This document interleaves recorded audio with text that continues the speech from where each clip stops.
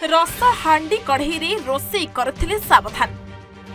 हांडी कढ़ई जेते ताथिबो सेते निर्गत हेबो सीसा आउ धीरे धीरे शरीर को बेसाक्त करिबो। किंतु एही सीसार मनुष्य शरीर उपरे कोन प्रभाव पड़े काहेकि एहाकू विपद बोली कुहा जाउछि।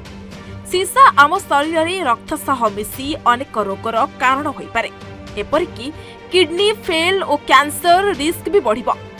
किछि लोकंक क्षेत्र रे पागल भी होई पारे मनुष्य, कारण एहा ब्रेन टिश्यू को डैमेज करे।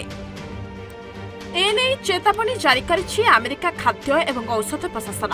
एक परीक्षार जणा पड़िछि जे एही हांडी कड़ई रे खाइबा रांधिबा द्वारा खाद्य रे अनेक विपज्जनक सीसा मिसी शरीर को जाइथाय और अनेक रोगर कारण होइथाय। तेबे USFDA पक्षरु कुहा जाइछि जे वर्तमान एही रंधन सामग्री गुड़िक टाइगर व्हाइट ब्रांड भावरे बिक्री करा जाउछि एवं शुद्ध आलुमिनियम बोली कही बाजार को दिया जाउछि। किंतु परीक्षार जणा पड़िछि जे आलुमिनियम बा रस मिश्रित धातुयुक्त पात्र गुड़िक रोसई पाई व्यवहार कले एथिरु विषाक्त सीसा निर्गत हेउछि, जहाकी खाद्य मिसी शरीर पाई घातक हेउछि।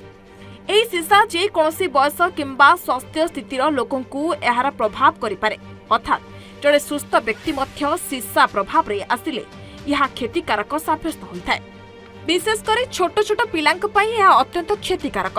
अल्प मात्रा रे सीसा खाद्य माध्यम रे शरीर को गले यह रक्त रे सीसार परिणाम बढ़िथाय। फलरे छुआ माने हुए तो कोनोसी रोगरे न पड़ी पारंती, किंतु सेवानक ठारे शिक्षण रे असुविधा, कम मने रखिबा, व्यवहार रे परिवर्तन आदि समस्या देखा देबो। छोटर बड़ हेबा बेलकू ब्रेन टिश्यू डैमेज हेबा सह कम बयसर ही अनेक रोग देखा देबो।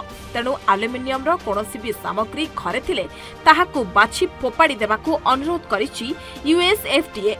एही रोसई सामग्री को काहाकू दान करिबाकू किंबा पुनः निर्माण न करिबाकू कुहा जाइछि।